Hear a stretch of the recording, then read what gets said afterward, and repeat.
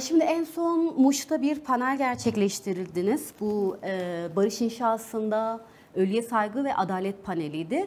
Ama sizin oturumunuzda beden, ölüm ve hafıza üçgeninde kadın mücadelesi oturumuydu. Şimdi aslında ben burada tam da bu 3 başlık içerisinde ilk öncelikle hafızaya gelmek istiyorum. Ülkede bu ölüye dair, yani ölüye saygı duymaya dair neler yaşandı ve sizler neden böyle bir panel gerçekleştirmeye ihtiyaç duydunuz? Aslında bizim en son gerçekleştirdiğimiz Muş'taki panel, ondan önceki İstanbul'da gerçekleştirdiğimiz paneller biraz daha son süreçteki demokratik toplum ve barış çağrısı ekseninde aslında ölüye saygının, gömülme hakkının, cenazelere saygı kavramının biraz daha bu süreçle birlikte tartışılmasını murad etti. Ama biz bu çalışmalara yeni başlamadık tabii ki. Yani savaşın en sıcak olduğu, mezarlıklara saldırıların devam ettiği, işte mezar taşlarının tahrip edildiği, cenazelerin teşhir edildiği, kadın bedenlerinin teşhir edildiği dönemlerde aslında biz bu çalışmalara başlamıştık ve 5 yıla yakındır kesintisiz bir şekilde hem ölüye saygı ve adalet kavramını hem barışın ölülere saygı bağlamındaki anlamını uzun zamandır tartışıyoruz. Elbette bunun hafızayla bağlantısı bizim için çok önemliydi. Çünkü biz en son yaptığımız panelde de aslında çizdiğimiz çerçeve hem savaşın devam ettiği süreç, son süreç, hem de 90'lardan bu yana Kürt meselesinde ölülere dönük saygısızlığın ne demek olduğunu, buna dair devlet pratiklerini, kadın bedeninin teşhiri ve bunun üzerinden topluma verilmeye çalışılan mesajın ne olduğuna dair bir aslında hem hafızamızı yokladık, neler oldu, neler yaşandı, hem de bu hafızayla birlikte aslında hem Kürt kadın hareketinin mücadele deneyimlerini hem de bir bütünen aslında Kürt hareketinin mücadele deneyimlerini konuştuk. Yani bu meselede şu önemli tabii ki, bir meseleye dair bir ad koyacaksak, bunun mücadelesini ortaya koyacaksak, kavramsallaştıracaksak bunu tarihten bağımsız ele alamayız. Tarihe baktığımızda da aslında sadece 90'lar değil, Cumhuriyet'in kuruluşundan bugüne kadar aslında ötekinin, egemen olmayanın ölülerine dönük ciddi bir aslında işkencenin, yok saymanın, nasıl ki aslında bir devlet pratiği kendinden olmayanın yaşamının belli başlı noktalarını çiziyorsa şöyle yaşayabilir, bu sınırda yaşayabilir, benim istediğim gibi yaşayabilir gibi bir sınır çizip bunu kabul etmeyen muhalif hareketlere dönük ciddi bir yönelim sergiliyorsa aynı şey aslında egemen olmayanın ölülerine dönük de bir saldırının olduğunu tarihsel olarak ortaya koyma ihtiyacını duyuyoruz. Çünkü bugün sadece Kürtlerin ölülerine dönük değil, aynı zamanda Cumhuriyet'in kuruluşundan bugüne kadar Ermeni kadınlarının uğradığı tecavüzler, tehcir sırasında yaşadıkları, katledildiği fotoğrafların işte arşiv kayıtlarından çıkarılarak kamuoyuna servis ediliş biçimleri, işte 38'de Dersim katliamında hamile kadınların karınlarının yarılması, bunları böyle bir zafer aslında edasıyla anlatan bir devlet pratiği var. Bugüne genildiğinde özellikle Ezidi kadınlarının köle pazarlarında pazarlanması, işte çocuklarının kaçırılması ya da işte 90'lar devamında 2015 ve sonrasında gerilla kadın cenazelerinin teşhir edilmesi, bu teşhirlerle birlikte kamuoyuna servis edilmesi, bunlar üzerinden topluma bir mesaj verilmesi, bunların her biri aslında bizim toplumsal hafızamız. Dolayısıyla bu toplumsal hafızayı diri tutmak, diri tutup sebepleri ve sonuçları ortaya koymak ve bu sonuçlar üzerinden de aslında bir yüzleşme ortamının sağlanması gerektiğini vurguluyoruz. Bu özellikle verilen mesaj kısmını biraz açabilir misiniz sevgili Günan? Yani şöyle, aslında bunu biz özellikle yas kavramı ve cenazelerin kimin cenazesi olduğu üzerinden topluma verilen mesajlar üzerinden çok tartıştık. Şöyleydi.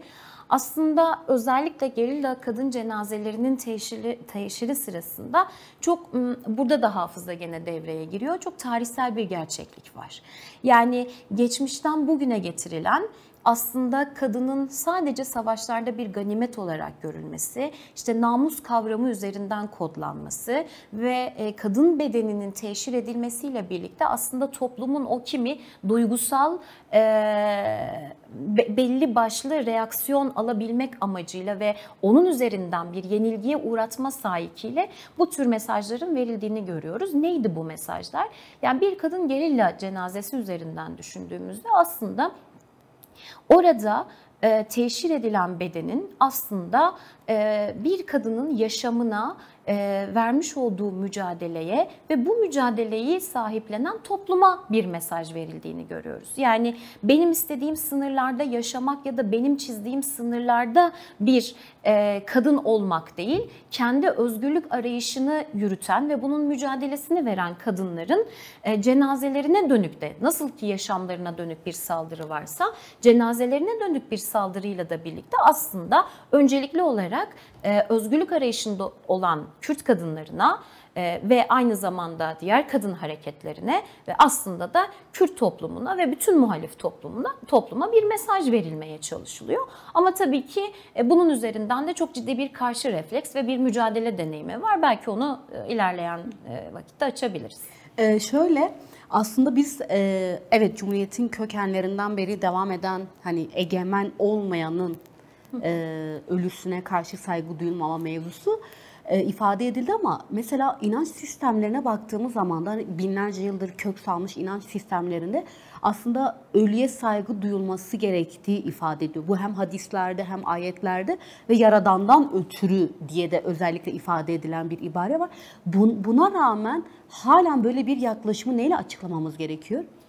Ya bu ulus devlet mantığı ve ulus devlet pratiğinden ayrı düşünülemez tabii ki. Yani elbette sonuç itibariyle ölüm dediğimiz kavram çok hayata içkin ve aynı zamanda aslında mesela sen işte hadislerden örnek verdin. Genel itibariyle tüm inanç sistemleri şu konuda bir mutabakata varmıştır. Yani kim olursa olsun o kişinin hayatı sonlandığında ya da ölüm söz konusu olduğunda kişinin üzerinden hüküm kalkar gibi bir mesela şey vardır, bir inanış vardır, bir anlayış vardır. Bu bütün toplumlara yayılmıştır ve kabul edilmiştir. Şimdi bu kadar doğal ve insanın insan olmaktan ötürü getirdiği kimi değerler var ve yaşam kadar aslında o yaşamın sonlanmasıyla birlikte kişinin geride bıraktığı değerler, yaşamı, yakınları, mücadele deneyimleri vesaire. Hani bir bütünen aslında yaşamının ortaya koyduğu bir değerler toplamı var. Ne olursa olsun bu kişi yaşamı bittikten ve sonlandıktan sonra mesela savaşlarda da böyledir. İşte birbirleriyle çatışan taraflar bir ölüm söz konusu olduğunda, bir cenaze söz konusu olduğunda o toplumun yasına saygı gösterirler. Mesela 3 gün boyunca işte bir çatışma varsa çatışmasızlık hali ilan edilir. Çünkü o kişinin cenazesi gömülür, töreni yapılır, taziyeler kabul edilir. Ya çok farklı dinlerde elbette bu yas kültürü farklı ritüellerle kendini gösterse de temel değer aslında birbirine saygı duymak. O ölenin hayatına ve anısına layık olduğu şekliyle gömülmesine saygı duymaktır. Ama burada yani bizim konuştuğumuz meselede şimdi neden böyle sorusunun bir karşılığı olarak işte biraz önce de cevapladığımız gibi bir egemen ve egemen olmayan tanımı yaptık. Elbette bunun ulus devlet mantığıyla ve ulus devlet pratiğiyle değerlendirdiğimizde de şöyle bir şey var. Yani ulus devlet anlayışında ulus devlet her zaman ayakta kalabilmek için bir ötekine ihtiyaç duyar. Yani çünkü eşitlikçi değildir, demokratik değildir. Sürekli kendisini çatışmayla, savaşlarla ve bir ötekiyle var eder. Ötekiyle var eden bir ulus devlet gerçekliği içerisinde nasıl ki kendinden olmayanın yaşam şekline karışması ve bir sınır çizme pratiği varsa aynı şekilde kendinden olmayanın ölümüne, ölüm şekline, taziyesine, gömülme hakkına dönük de bir aslında saldırısı ya da ayrımcı bir tutumu var. İşte tam da aslında nekropolitika dediğimiz şey bu. Yani nekropolitikada da aslında bir kişinin nasıl ölmesi gerektiğine ya da ölüsüne saygı duyulup duyulmaması, yani mesela işte biraz önce dedik ya, inanç sistemlerinde fark etmeksizin herkesin ölüsüne saygı duyulur. Ama ulus devlet gerçekliği ortaya çıktığında kimin ölüsüne saygı duyulacak, kimin ölüsüne saygı duyulmayacak gibi bir tartışma başlatıyor. Dolayısıyla her ne kadar temel bir insani değer, tarihsel olarak bir geçmişi olan bir değer desek de aslında o devletli sistemlerin, erkek egemen sistemin gelişmesiyle birlikte kendisini var etmek için bütün o ayrılıkçı kodlarla ayakta kalabilmesinin damarlarından birisinin de bu olduğunu görüyoruz ve bugüne kadar da aslında Türkiye açısından da dünyada da kimi nekropolitikayı daha da net bir şekilde ortaya koyan devletli sistemlerin pratiklerini görmek mümkün.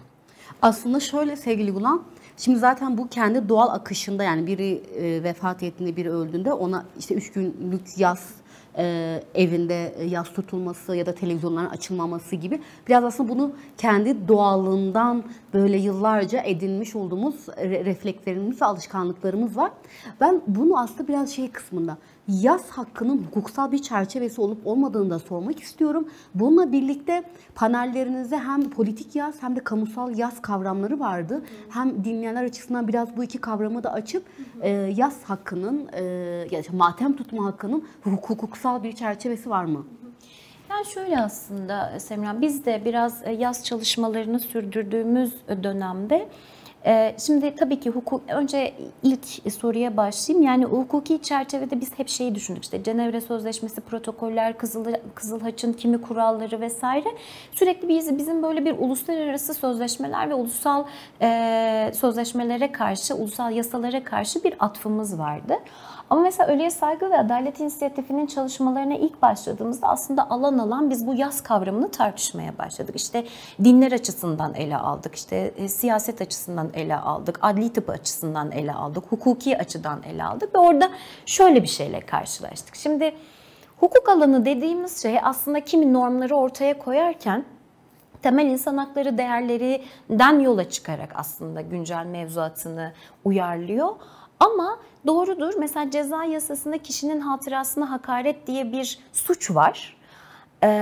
Ama mesela Cenevre Sözleşmesi'ne, uluslararası sözleşmeye baktığımızda orada daha çok hani savaş hukukunu belli başlı normlar altına alan bir düzenleme. Mesela orada yas hakkını ya da cenazelere saygıyı şöyle gördük.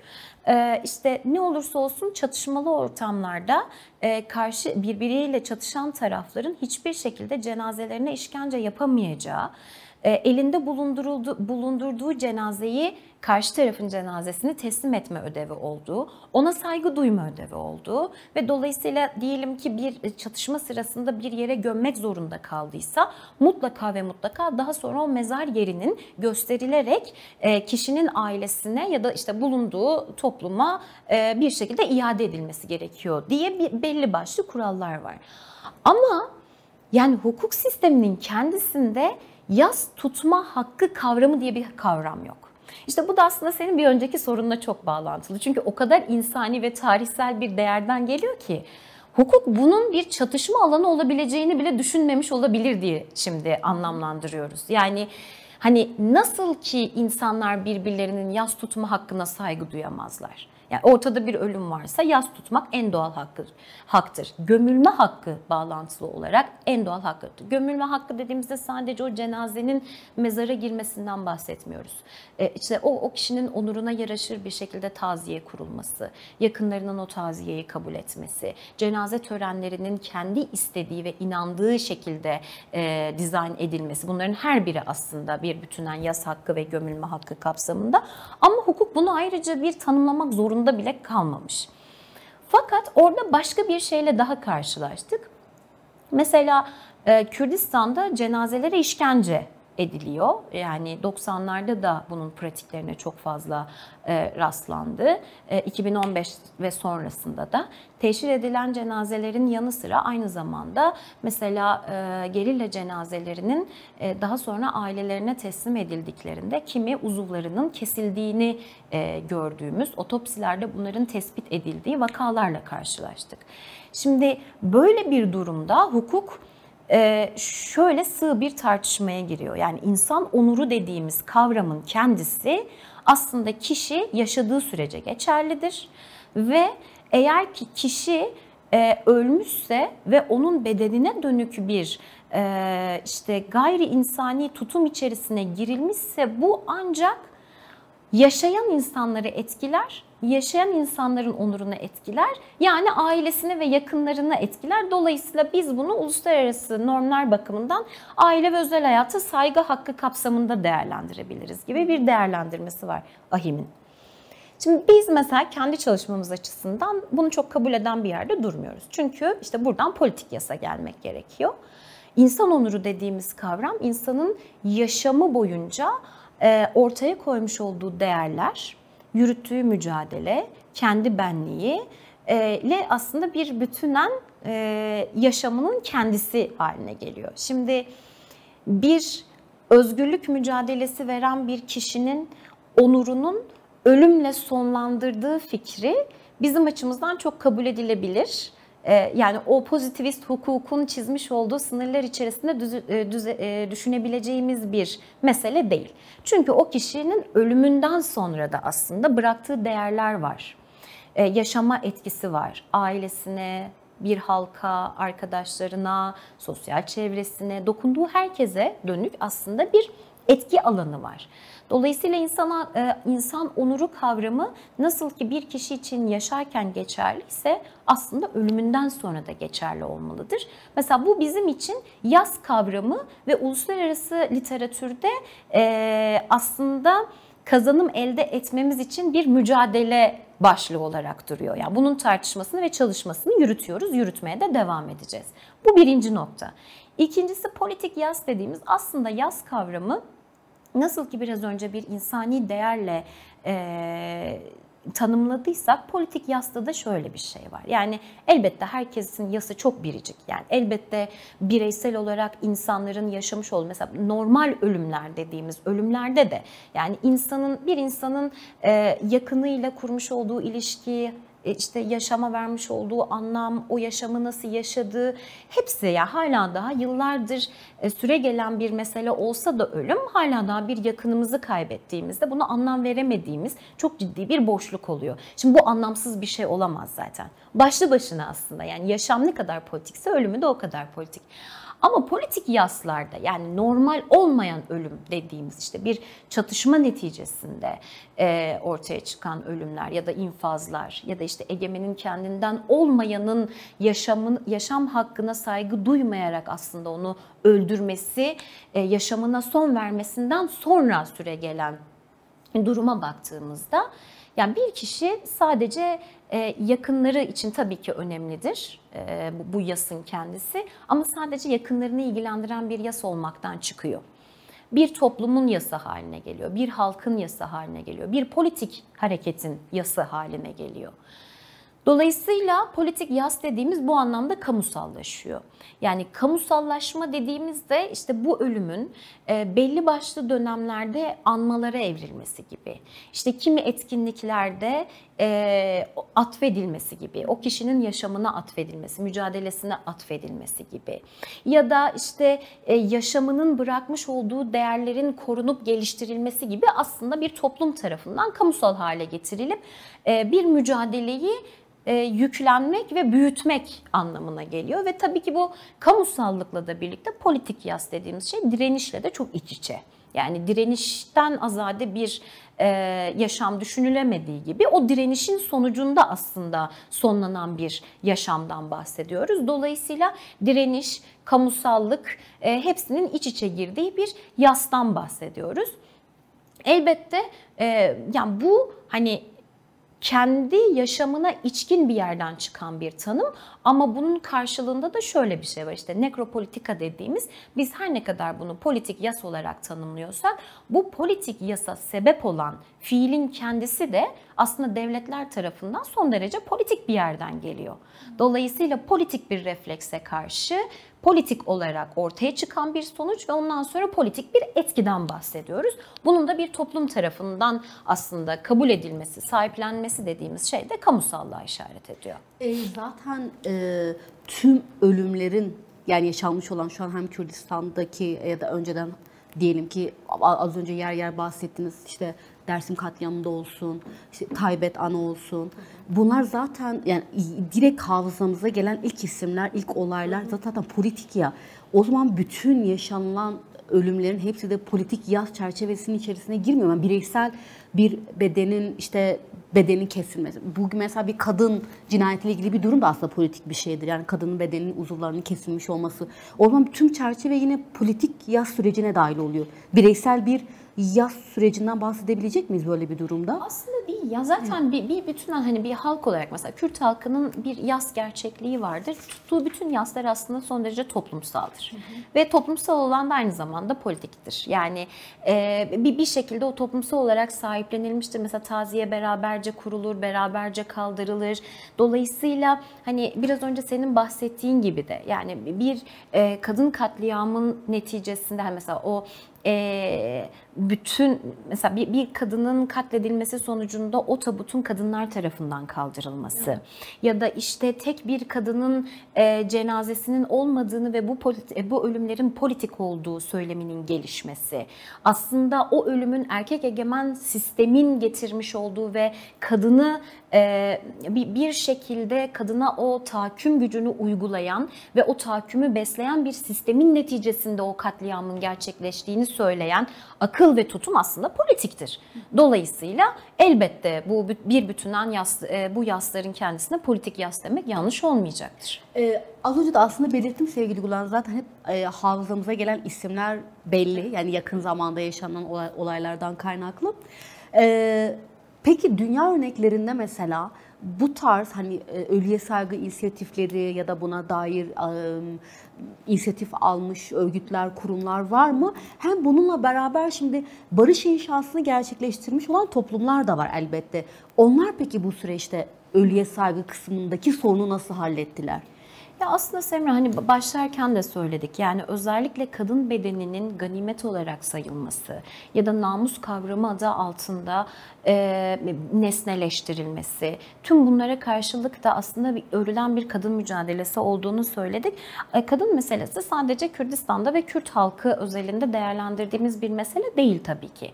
Yani özellikle Kürt kadın hareketinin bugün beslendiği, büyüttüğü mücadele deneyimlerinin altında da aslında dünya kadın hareketleri, feminist mücadelenin ortaya koymuş olduğu değerler, aslında kadın hareketleri birbiriyle hani dünyada o kadar fazla etkileşim içerisinde ki ya bugün aslında birçok konuda mesela birçok dayanışma ağları kuruluyor, buluşmalar gerçekleşiyor falan ama en güçlü, en refleks gösteren, işte en büyük sinerji yaratan hareketler kadın hareketleri.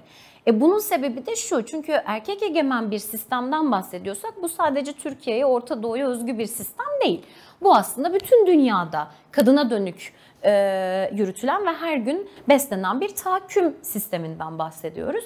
Tabii ki benzer örnekleri var. Yani savaşlar zaten önce yöneldiği dünyada da öyle, yani çıkan bütün savaşlarda ilk yönelilen yer kadın bedenleri oluyor. Toplu mezar pratikleri oluyor mesela. Bunların her birini dünyada farklı farklı örnekleriyle görmek mümkün. İşte 70'ler 80'ler işte askeri darbesi, Şili Arjantin örneği mesela. Bosna Hersek, Ruanda, Güney Afrika, buralarda benzer örnekler görülüyor. Ama bunlarla birlikte mesela özellikle geçiş dönemi adaleti kavramını tartıştığımızda kimi örnekleri buralarda da görebilmek mümkün. Aslında bizde de tartışıldı bu, özellikle 2013-15 yılları arasında hakikat komisyonları diye. Dünyada aslında kabul görmüş bir kavram bu hakikat komisyonu kavramı. Hakikat komisyonları kuruluyor. Ama hakikat komisyonları kurulurken yani hem bu alanda çalışmış olan kişiler bu komisyonlarda yer alıyor, hem de birebir bu şiddete uğrayan özneler yer alıyor. Ve dolayısıyla bir karar verilirken ya da bir yaptırım uygulanacaksa ya da bir yüzleşme ortamı sağlanacaksa, o zaman bu şiddete maruz kalan kadının da onayı alınarak, bilgisi alınarak ya da önerisi alınarak ortak bir formül bulunuyor. Mesela Bosna'da da öyle ve Bosna'da hala daha açılan toplu mezarlar, tespit edilen mezarlar ve cenazesi iade edilen mezarlar mevcut.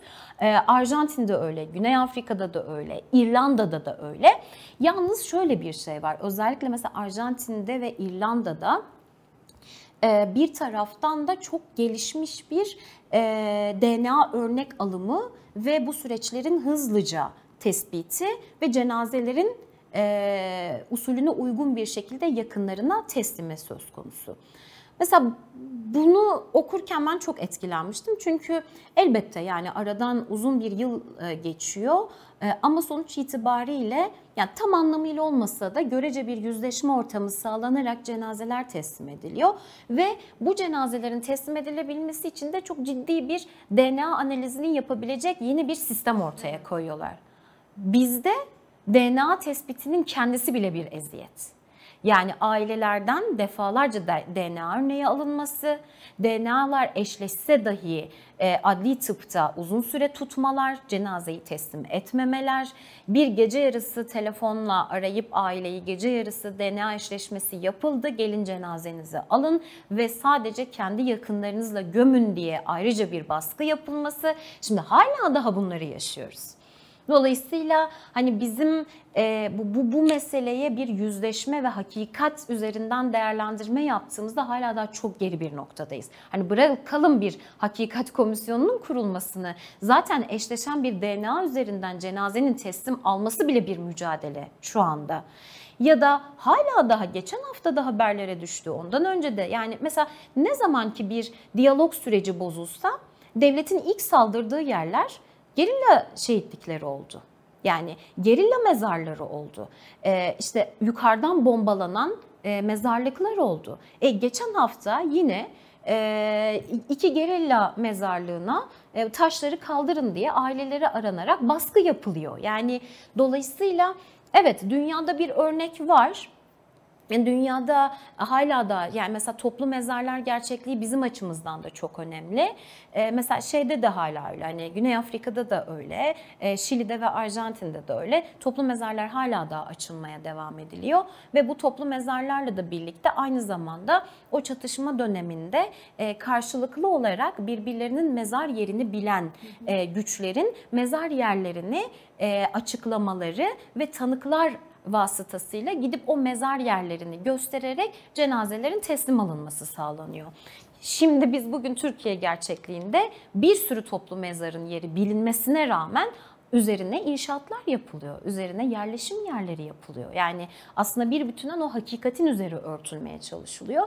Dolayısıyla şuraya geleceğim. Yani içinden geçtiğimiz süreç evet bir diyalog süreci, kıymet de verdiğimiz bir süreç, barış ve demokratik toplum süreci. Ama biz barış ve demokratik toplum sürecini her ne kadar yaşayanların varlıkları üzerinden tartışsak da bizim açımızdan yaşayanın varlığı kadar ölenin de varlığının kabulü. Aslında varlık dediğimiz şey parçalanamaz. Yaşam ve ölüm çok iç içedir. Dolayısıyla bugüne kadar yaşamını kaybetmiş kişilerin değerlerinin, varlıklarının ve mücadelelerinin de tanınarak bu sürecin ilerlemesinin önemli olduğunu düşünüyoruz.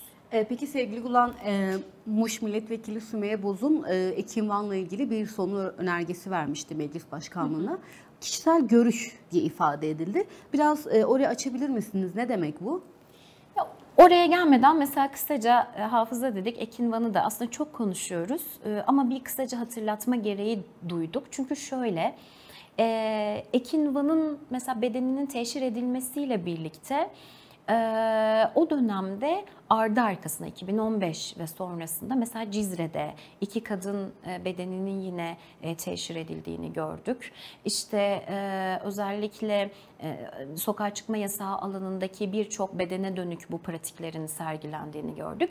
Ama Ekinvan'da gerçekten bir infial yaratıldı. Yani hani hem kadınlar çok ciddi bir refleks gösterdi, hem de aslında devlet bunun üzerinden bir korku yaymaya çalışırken kadınların refleksiyle birlikte aslında geri püskürtüldü. Bu püskürtmeyle birlikte mesela Cizre'de ortaya çıkan 2 kadın gerilla cenazesine dönük Şırnak Valiliği açıklama yaptı. Böyle bir şey yaşanmamıştır diye. Yani geri adım atmak zorunda kaldı ve var olan, biraz önce varlığın tanınması dedik ya, yani o var olan gerçekliği bile inkar eder oldu. Şimdi elbette mesela o dönemde işte yerine giden, orada inceleme yapan birçok hani hem dönemin milletvekilleri vardı, birçok soru önergesi verildi. O dönemdeki tanıklıklar dinlendi. HDP buna dair bir Cizre raporu hazırladı mesela. Orada da tespitler vardı ama mesela Cizre'de takipsizlikle sonuçlandı. Ekinvan da aynı şekilde. Ekinvan dosyasında da daimi arama kararı dediğimiz bir karar veriliyor. Yani şöyle... Ne demek o? Şöyle, şimdi biz mesela biraz önce söyledik ya, dünya örneklerinde de tanımladık. Sevgili Sümeyye Boz'un da vermiş olduğu soru önergesinde şunun altı çiziliyor. Aslında kadın bedenlerinin teşhiri bir biçimde cinsel şiddet ve bağlantılı olarak çatışma ortamlarında kadın bedenlerinin teşhir edilmesi demek insanlığa karşı suçtur. Bu uluslararası literatürde de böyle tanımlanıyor. Yani siz bir beden üzerinden, bir fiil üzerinden ayrımcılık sahikiyle, bir nefret sahikiyle bir fiil gerçekleştiriyor ve bunun üzerinden bir mesaj vermeye çalışıyorsanız bu insanlığa karşı suçtur. İlla ki toplu bir kıyıma, soykırıma gerek yok. Uluslararası literatürde bu böyle tanımlanıyor. Fakat şimdi bu eğer insanlığa karşı suç olarak tanımlansaydı Ekinvan olayı da yine Cizre'de, yine bugüne kadar teşhir edilen bedenlerde zaman aşımı, hukukta zaman aşımı dediğimiz bir cezasızlıkla karşılaşılmamış olacaktı. Şimdi verilen sonu önergesi de böyle uluslararası literatüre atıf yaparak bunun bir insanlığa karşı suç olduğunu, bir cinsel şiddet olduğunu, dolayısıyla bugüne kadar hukuki açıdan neler yapıldı, nasıl bir aşama kaydedildi ve bağlantılı olarak sorumlu olan bakanlığın bu olayı gerçekleştiren memurlar üzerinde herhangi bir yaptırımı oldu mu ya da bu gerçekleşen olaya karşı devlet şimdiye kadar ne yaptı sorusunu sordu. Ve görüş olarak, yani meclisin geri dönüşü olarak dedi ki bu kişisel görüşünüz. Yani insanlığa karşı suç kavramının kendisini olay, hukuki atıf ve nitelendirmeyi yok sayarak dedi ki bu sizin kişisel görüşünüz. Yani biz bunu insanlığa karşı suç olarak saymıyoruz. Bunu yeniden revize edin ve bize gönderin. Şimdi bu tabii ki tesadüfi bir şey değil. Yani biraz önce verdiğim örneklerde de öyle. İşte kişinin hatırasına hakaret diye bir suçtan bir soruşturma başlatıyor devlet göstermelik olarak. 8 yıllık bir soruşturma zaman aşımı var. Ve istisnasız o dönemde sokağa çıkma yasaklarında cenazelere dönük saygısızlığa ilişkin bütün soruşturmaları bu maddeden yürüttü. Ve savcılıklar şöyle bir itirafla geliyor. Diyor ki o dönemde çok fazla şey vardı, işte kolluk gücü vardı. Bizim bu kişileri tespit edebilmemiz çok zor. Dolayısıyla daimi arama kararı veriyoruz. İşte ara ara dosyayı rafa kaldırıyor, raftan çıkartıyor, göstermelik bir karıştırıyor, tekrardan rafa kaldırıyor.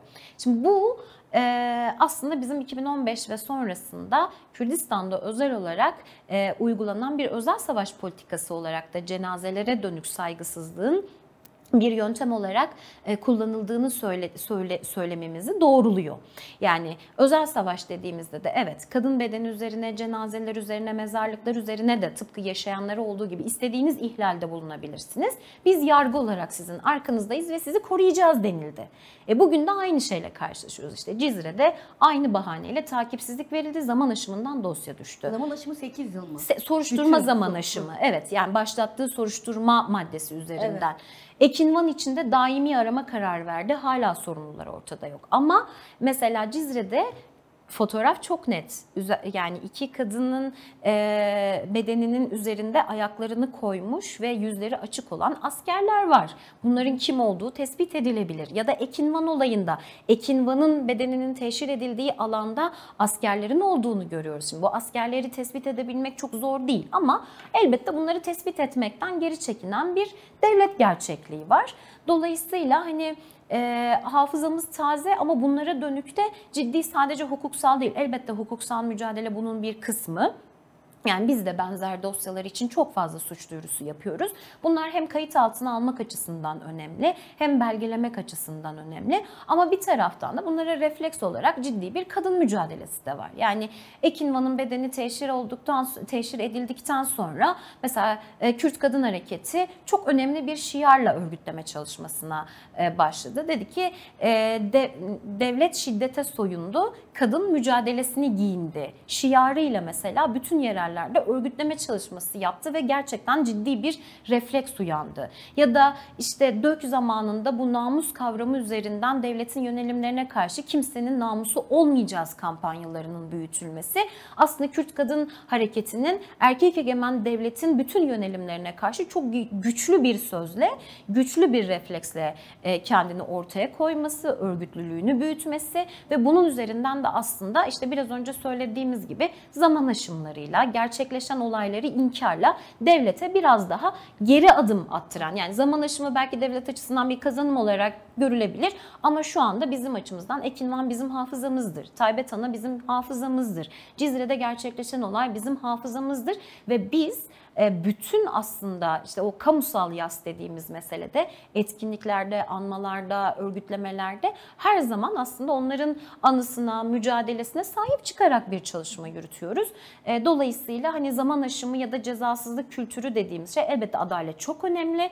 Ama adaletin de sadece mevcut işte bu pozitivist hukukun çizdiği sınırlarda gezen yargıdan beklenmeyeceğini bilerek hareket ediyoruz. Tam da adaletten alalım oradan devam edelim.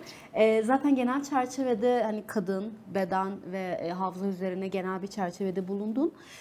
Ama panelinizin zaten diğer bir ismi de adaletti. Şimdi barış inşasında hani hem özgürlük, adalet gibi kavramlara da ihtiyaç duyulduğunu biliyoruz. Başka türlü mümkün değil. Burada adaletten devam edelim. Yani tam olarak sizin panelde adalete dair değerlendirmeleriniz neler oldu? Ya sadece bizim değil aslında Semra, katılan ailelerin de öyle. Yani aynı zamanda hani biz belli başlı konularda her ne kadar sunum yaptıysak aileler kendi hikayeleriyle bizim sunumlarımızdan çok daha güçlü, çok daha gerçekçi paylaşımlarda bulundular ve hakikaten salonun havası çok ağırdı yani ve mesela bu ağır havaya rağmen hani bu kadar yaşanmışlığa rağmen ailelerin ne olursa olsun biz adil bir şekilde bir yüzleşmenin sağlanması, onurlu bir barışın inşasını istiyoruz denildiğinde aslında en çok vurguladıkları kavramın kendisi adaletti. Yani işte biraz önce bahsettim, her ne kadar bir cezasızlık kültürü bu devletin içerisinde yerleşmişse işte barış anneleri olsun ya da Kürt Kadın Hareketi olsun, çocuklarını yitiren aileler olsun, tutuklu hükümlü aileler olsun, bunların her birisi aslında bizim hafızamızı taşıyan insanlar. Ve bu hafıza ne kadar diri tutuluyorsa adalet mücadelesi de o kadar güçlü olacak. Çünkü adalet dediğimiz şey, aslında hukuk dediğimiz şey mücadeleyle çok iç içe. Yani hukuku politikadan ayırabilmek çok mümkün değil. Politik olarak kimi adımlar atılır ve bir şekilde rahatlama olursa hukuk alanı da rahatlayacak. İşte bugün bir şekilde hani yansımalarını gördüğümüz gibi, yani o daralan hukuk alanının kimi adımlarla birlikte, kimi diyalog süreçleriyle birlikte bir nebze de olsa rahatlatılmaya çalışıldığı bir süreçten geçiyoruz. Tam da işte adalet talebini, adalet kavramını en çok tartışmamız gereken dönemlerden birisi yine bu dönem. Çünkü şöyle, yani yok sayılan, varlığı görülmeyen, hukukun da aslında bu varlığın inkarını bir şekilde o norm devletine sıkıştıran, onun üzerinde eriten bir hukuk pratiği var. İşte bir sürü faili belli dosyalarda mesela yine zaman aşımının uygulanması gibi. ya da işte bu işkenceyi ya da yaşam hakkı ihlalini gerçekleştiren sorumluların yargılanmaması gibi. Yani hep işte aracı olanların ya da işte bireysel olarak yargılamaların yapıldığı pratikler görüyoruz. Ama adalet dediğimiz şey şu, özellikle işte geçiş dönemi adaletinde yüzleşme ve tarafların birbirini anlayabileceği diyalog yollarının açılması, işte biraz önce hakikat komisyonlarında vermiş olduğum örnekler gibi biraz daha katılımcı, daha toplumsal bir adalet sisteminin inşasına ihtiyacımız var. Yani işte bugün her ne kadar bir normlar ülkesi olsak da, hukuki anlamda bir normdan bahsediyorum. Yani bir normlar ülkesi olsak da bunun ne kadar toplumsal olduğu bizim açımızdan soru işareti. Burayı toplumsallaştırmak gerekiyor. Yani işte demokratik toplum ve barış inşasına giden yolda aslında bütün tarafların kendi varlığına, yaşayanlarına ve ölülerine karşı nasıl bir adalet sistemini tesis edeceğine dair bir toplumsal sözleşmeye ihtiyacımız var. Yani mevcut yasalar bunu karşılıyor mu? Eksiklikleri var. Uygulanırsa bir nebze ama tam anlamıyla bir yüzleşmeyi gerektiren, yani yüzleşme ortamını açan yasalar değil. Dolayısıyla ailelerin tam anlamıyla bir hesap verilebilirlik, bu hesap verilebilirliğin sonrasında bir daha tekrarlanmama garantisi. Yani evet bu katliamlar oldu, bu kayıplar oldu ama bir daha aynı şeyin yaşanmaması garantisini de isteyen, çok haklı olarak isteyen ve talep eden yerde duruyorlar. Yine mesela bizim oturumda işte negatif barış ve pozitif barış kavramları tartışıldı. İşte bugün içinden geçtiğimiz bu çatışmasızlık sürecinin aslında pozitif barışa nasıl evrilebileceği. Bu pozitif barışa evrilebilmesinin en önemli adımlarından birisi de aslında adaletin tesisiyle birlikte, ancak o yüzleşme ortamının sağlanmasıyla birlikte bir evrilmeden bahsediyoruz. Dolayısıyla ailelerin temel beklentisi buydu. Ama bunu oluşturabilecek de bizim daha hani o devletli sistemin pozitivist hukuku değil, daha toplumsal, daha paylaşımcı, daha katılımcı bir adalet sisteminin oluşmasından geçeceğini düşünüyoruz. Sevgili Gülen, toparlamak adına programın sonuna doğru geldik. Kısaca bir değerlendirmenizi alalım. Yani şunu söyleyebilirim, aslında programın başında da söyledim. Yaşayanlara ne kadar, yani bu barış süreçleri ya da işte geçiş dönemlerinde her ne kadar yaşayanlar üzerinden bir hak talebi konuşulsa da bizim açımızdan ölülerin de hakkı, ölülerin de saygı gördüğü, yas hakkına saygı duyulduğu bir ortamın ve yüzleşmenin sağlanması gerektiğini düşünüyoruz. Çünkü orayla yüzleşebilirsek, o değerlerin tanınmasını sağlayabilirsek, geride kalanlar açısından da daha iyi bir yaşamı inşa edebileceğimizi düşünüyorum. Programı sunmuş olduğum katkılardan dolayı çok teşekkür ediyorum. Ben teşekkür ederim.